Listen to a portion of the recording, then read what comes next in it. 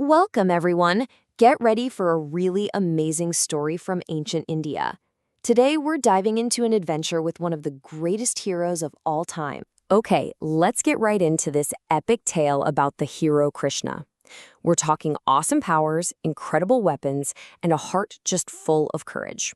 It is going to be a wild ride full of action and magic. Now, every great hero needs a really great villain, right? Well, let's meet ours. He was a super powerful and terribly greedy demon king named Narakasura. Okay, time for our first cool Sanskrit word. This demon, he had another name, Bauma. Want to try saying it? It's Bauma with a little puff of air at the end, like ha. Bauma. Awesome. It means son of the earth, because, get this, his mother was the earth goddess herself. So this demon was a real piece of work. Just look at all the things he stole. A magical umbrella, some super powerful earrings from a goddess. He even stole an entire playground from a mountain. But the worst thing he did?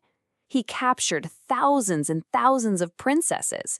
And our hero, Krishna, knew he had to be stopped. So what's a hero to do?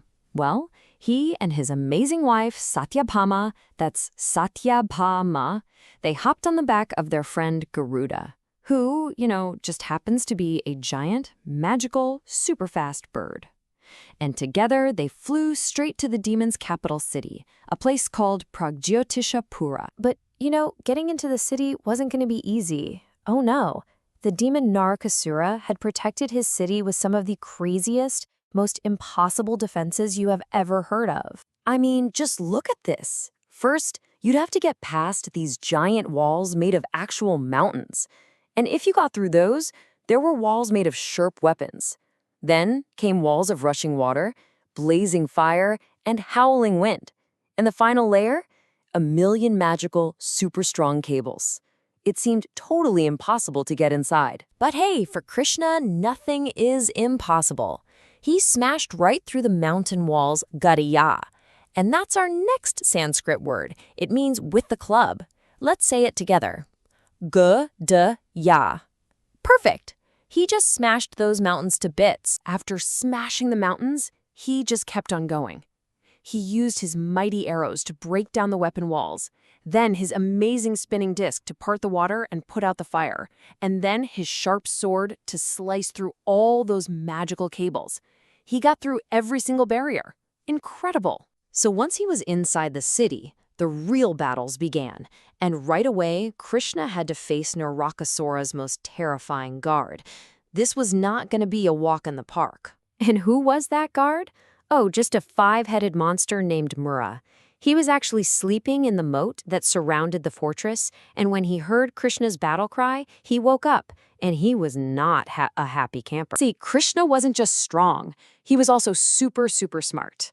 The monster Mura, he throws his giant trident at him. But whip-a-zing! Krishna fires 2 arrows and breaks it right in midair. So then Mura throws his club. But bam! Krishna smashes it into 1,000 pieces with his own club. So finally, with the monster getting closer, Krishna used his ultimate weapon, a powerful spinning disc. In Sanskrit, we'd say he threw it chakrena. Let's try that one. Chakrena. It means with the disc. That disc just whizzed through the air and defeated the 5-headed monster for good. But you know what? Even after taking down a giant 5-headed monster, the fight was not over. Turns out, the monster Mura had 7 sons.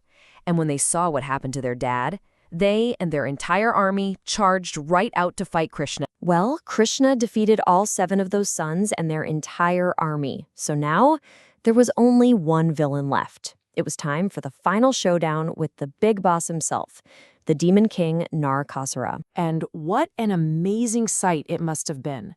Just picture Krishna and his wife, Satyabhama, sitting on their giant golden bird, Garuda.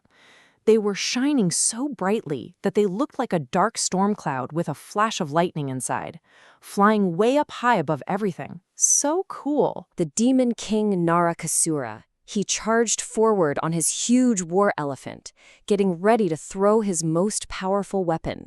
But Krishna, he was faster. With one final, perfect throw of that razor-sharp disc, he defeated the evil demon king and saved everyone from his terrible deeds. So, with the battle won and the demon king defeated, it was time for Krishna to fix everything that Narakasura had broken and return everything he'd stolen.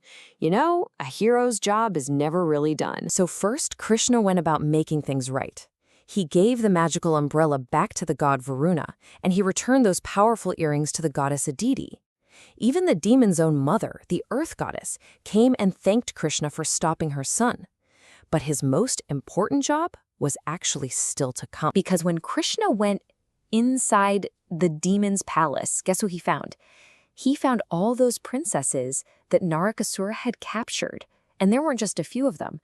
There were 16,100 princesses. Krishna wanted to make absolutely sure that every single one of these princesses would be safe, respected, and have a good home.